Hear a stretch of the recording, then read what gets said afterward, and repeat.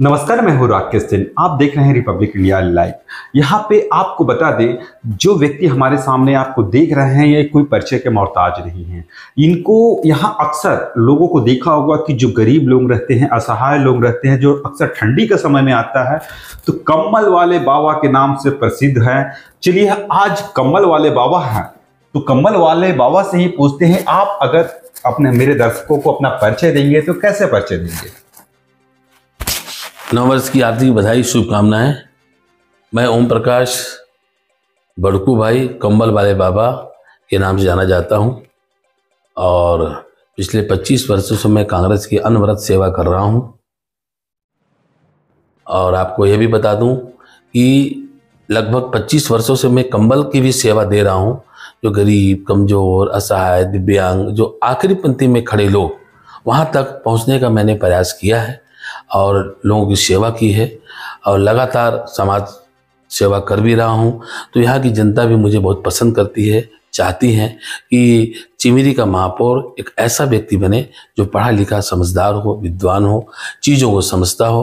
क्योंकि इस चिमिरी की माटी पुत्र में पैदा हुआ हूँ, चिमिरी में पला बढ़ा हूँ, इसलिए चिमिरी की जो बुनियादी समस्याएँ हैं, सारी समस्याओं को मैंने नज़दीक से देखा है और उसको हल करने की मैं क्षमता रखता हूँ। चलिए, यहाँ जानकारी ये आ रही कि कांग्रेस के खेमे से जहाँ महापौर का जो चिरमिरी क्षेत्र का प्रथम नागरिक बनने का दावा कर रहे हैं आप, तो क्या सब आप चिरमिरी की जनता के पास क्या विषय है और क्या चीज़ को लेके जाएंगे उन लोगों के पास? अगर कांग्रेस आपको टिकट देती है तो क्या उन लोगों की समस्याओं को दूर करने के लिए और क्या प्रोजेक्ट है आपका उन लोगों को जनता के पास जाए वोट लेने के लिए? देखिए, चिरमिरी की जनता की जो सबसे बड़ी मूल समस्या है, विस्थापन की, नौकरी रोजगार की, शिक्षा की, स्वास्थ्य की। मैं आपको ये बताना चाहता हूं कि मैं अगर महापौर बनता हूं, मैं मेयर बनता हूं, तो मेरा पहला ये रहेगा कि लोग यहां से विस्थापित ना हो, शहर उजड़ने न पाए, शहर बचा रहे। विस्थापन की समस्या को मैं रोकूंगा और कैसे कैसे रोकूंगा ये मैं डिस्क्लोज इसलिए नहीं करना चाहता हूं कि बहुत अन्य राजनीतिक चीज़, बहुत सारी चीज़ें हैं जो डिस्क्लोज नहीं करना चाहिए क्योंकि लोग नकल करते हैं। विस्थापन की समस्या रोकूंगा, रोजगार दिलाने का, रोजगार देने का, रोजगार की व्यवस्था करने का मेरे पास अच्छा उसके लिए योजना है। यहाँ पर जो भी वेंडर बाहर से आकर लोग काम कर रहे हैं, वेंडर मतलब ठेकेदार, मेरा उनसे अनुबंध रहे, पहले करूँगा कि मैं आपको कभी अनुमति दूंगा जब मेरे परिवार के बच्चों को आपको नौकरी देना होगा। बाहर से कोई व्यक्ति आकर यहाँ नौकरी नहीं कर पाएगा मेरे रहते। तीसरी बात, जिस मकान में यहाँ के जो कामगार विगत 25-30 वर्षों से रह रहे हैं, वो मकान को बिल्कुल उसी में रहें। बहुत कम दर में उनको मकान उपलब्ध करा करके मालिकाना हक दूंगा। तो वो कहीं से यहाँ जाएंगे नहीं। और जो कैसे मालिकाना हक देंगे? गवर्नमेंट की एक योजना है कि अगर 40 साल 30 साल मकान पुराना हो गया है तो गवर्नमेंट ऐसी सेल खाली कराने की सोचती है। खाली कराएगी तो मकान में कोई रहेगा नहीं, मकान ध्वस्त हो जाएगा। तो वही व्यक्ति, जो कामगार जो 20-25 वर्षों से रह रहा है, तो अगर उस मकान में रहना चालू कर देगा तो मकान भी बना रहेगा, मकान भी ध्वस्त होने से बच जाएगा और उसको बहुत कम दरों में 20-40 हज़ार मकान मिल जाएगा। तो गवर्नमेंट को मकान ध्वस्त करने का खर्चा बचेगा और प्लस 20-50 हज़ार उनको सब फायदा हो जाएगा। तो वो स्थायी मकान जब उसको मिल जाएगा तो समझेगा मेरा पट्टे के रूप में मकान हो गया और पट्टे का मालिकाना हक दूंगा उसको मैं, तो वो यहाँ से विस्थापित नहीं होगा। नंबर 1। नंबर 2, जो लोग मकान बनाकर 30-35 वर्षों से रह रहे हैं फॉरेस्ट की भूमि में, नजूल की भूमि में, SECL के सरफेस एरिया के ऊपर जो लोग मकान बना रखे हैं, उन सबको पट्टा दूंगा ताकि वो अपना स्थायी मकान बना लें और मकान बना करके यहाँ रहें। और उस मकान का जब पट्टा मिल जाएगा, जब उनको उस मकान का मालिकाना हक मिल जाएगा, तो उस मालिकाना हक से वो बैंक से लोन ले सकते हैं। लोन लेकर के वो अपने बच्चों को पढ़ा सकते हैं, अपने परिजनों का इलाज करा सकते हैं। आज जो अपने को ठगा महसूस कर रहे हैं कि हम कहाँ जाएं, तो जब पट्टा हाथ में आ जाएगा, जैसे हमारी कांग्रेस की गवर्नमेंट थी, हमने 179 लोगों को पट्टा मनेगढ़ में दिया है और इसके पहले भी हमने चिमिरी नगर निगम के अंदर कई लोगों को पट्टा दिया है। डोमनहीन और बड़ी यार। तो उसी तरह उसी तर्ज को आगे बढ़ाते हुए हम इनको जब पट्टा दे देंगे तो ये रहेंगे स्थायी रूप से चिमरी में, काम कहीं भी करें 100 किलोमीटर 200 किलोमीटर के अंतराल में, वो अपने को स्थायी समझेंगे और उनका एक जो दिमाग में डर और भय कायम है, वो डर और भय को मैं बिल्कुल दूर करूँगा। अब रही बात स्वास्थ्य की, कांग्रेस पार्टी के ने जो यहाँ जिला अस्पताल बनाया है उसको मैं उसमें अस्पतालों में जो डॉक्टर हैं और वृद्धि करूँगा, जो मशीनें की कमी है वो मशीनें लाकर पूरा करूँगा, ताकि लोग स्वास्थ्य के नाम से इधर उधर न भटकें, 400 किलोमीटर और 300 किलोमीटर दूर न जाना पड़े, सारी सुविधाएं उनको यहाँ मिल जाए। क्योंकि जो जिला अस्पताल जो खुला है कांग्रेस की देन है, पर उसका फायदा, उसका श्रेय भाजपा वाले छीनना चाहते हैं। भारतीय जनता पार्टी वाले उस श्रेय को छीन रहे हैं, किए कुछ नहीं है, केवल उसका श्रेय लेना चाहते हैं। तो मैं आपको बता दूं इस मंच के माध्यम से, इस चैनल के माध्यम से, कि मेरा चिमरी के नगर नागरिक की हर व्यवस्था को, हर चुनौती को मैं दूर करूंगा। बहुत अच्छी बात कह रहे हैं, दूर करने की बात कर रहे हैं। एक चीज और जानना चाहते हैं कि यहाँ पे जो चिरमिरी क्षेत्र है, यहाँ चिरमिरी नगर पालिक निगम, यहाँ से 4 महापौर देखे, 4 महापौर देखने के दौरान में यहाँ ऐसा क्या किया कि जो आज भी चिरमिरी नगर पालिक निगम को 10 रुपए का राजस्व प्राप्त होता होगा? देखिए, चिमरी नगर निगम को राजस्व के दूसरे माध्यम बहुत से हैं। जैसे कोल इंडिया SECL हर महीने 85 लाख रुपए देती है। क्यों देती है? कि चिमरी की भूमि का उपयोग कोल इंडिया कर रही है, तो उसका टैक्स रूप में जो 85 लाख रुपए देती है, उस टैक्स का जो पैसा आता है उसका सदुपयोग नहीं हो रहा है, दुरुपयोग हो रहा है, बंदर बाट हो रहा है। उसको मैं रोकूंगा और उस बंदर बाट वाली राशि से मैं सही काम करूंगा, ताकि लोगों को ऐसा लगे कि भाई चिमरी के नागरिकों के हितों की रक्षा हो रही है।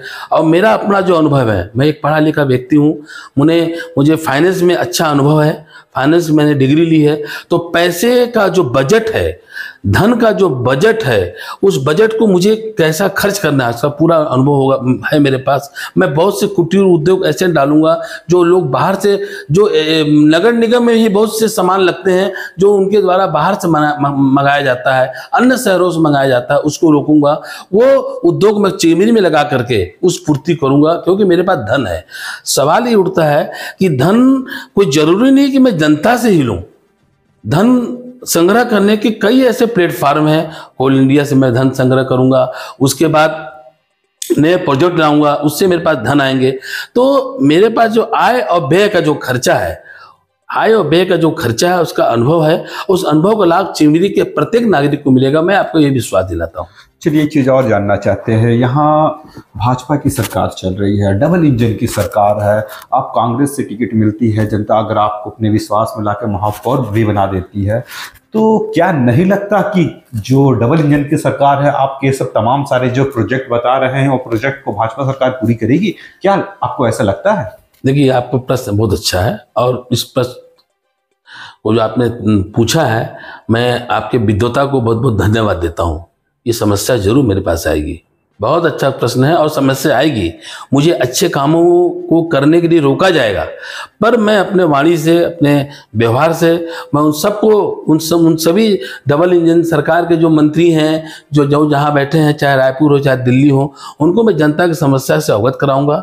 और मैं जहाँ जैसी स्थिति बनेगी उनको मैं अपने विश्वास में लेकर के, चाहे वह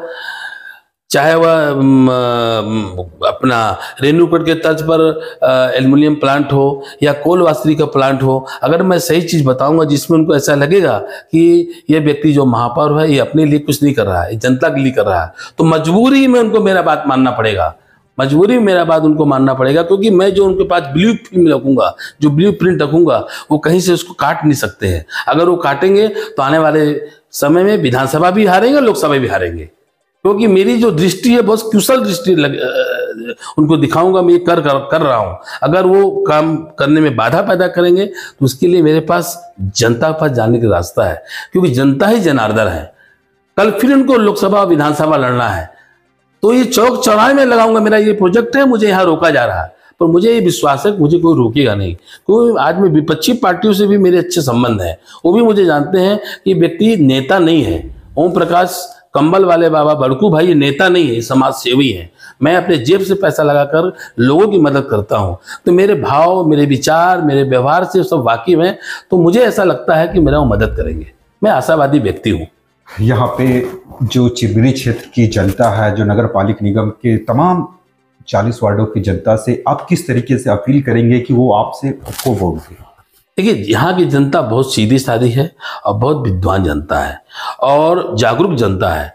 और सबसे बड़ी बात आपको एक बता दूं, छत्तीसगढ़ में एक चिरमिरी एक ऐसा मेरा शहर है, चिरमिरी एक मेरा शहर है कि जितने मेरे परिवारजन हैं ये सब पढ़े लिखे शिक्षित हैं, चीज़ों को समझते हैं। अगर मैं उनको अपनी बात रखूंगा या इस चैनल के माध्यम से मेरी बात उनके तक पहुंचेगी तो समझ जाएंगे कि बड़कू भाई कंबल वाले बाबा भ्रष्ट नहीं है।